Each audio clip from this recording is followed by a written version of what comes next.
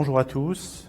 Les propositions de modification au code qui seront soumises au vote des membres du comité de France Gallo du 12 décembre prochain s'articulent autour de 4 axes. Les propositions de modification d'ordre technique, les propositions de modification relatives aux autorisations de montée, les propositions de modification d'ordre médical et celles relatives aux chevaux.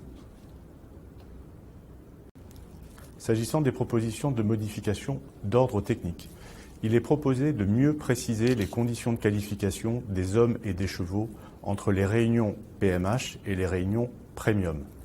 Par ailleurs, il est proposé de renforcer les conditions d'entrée à l'effectif d'un cheval qui appartiendrait à un propriétaire en instance.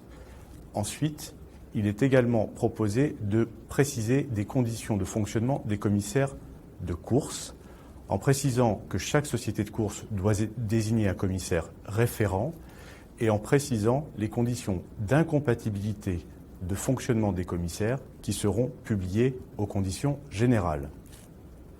Les propositions de modification d'ordre médical, s'agissant des jockeys et plus généralement des titulaires d'une autorisation de montée, il est proposé que ces personnes devront faire l'objet d'un prélèvement biologique lors de la visite annuelle de non-contre-indication à la monte en course.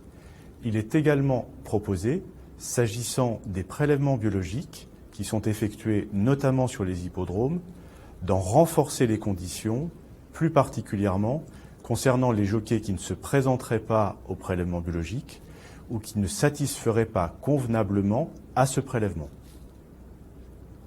S'agissant des propositions de modification relatives aux autorisations de montée, s'agissant des jockeys, il est proposé de préciser lorsque le jockey n'a pas été titulaire d'une autorisation de montée en qualité d'apprenti ou d'amateur et qui doit subir un stage pour pouvoir devenir jockey, que lorsqu'il a échoué à ce stage, il doit attendre un délai avant de se représenter.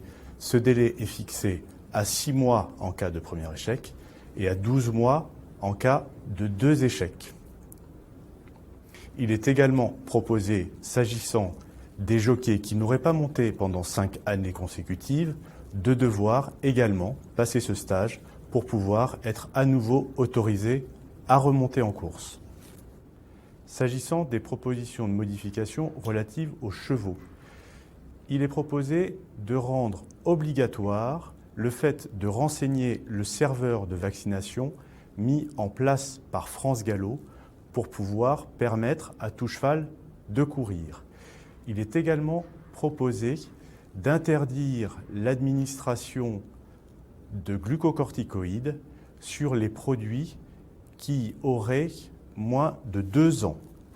Il est également proposé d'interdire de courir les chevaux qui seraient diagnostiqués hermaphrodites.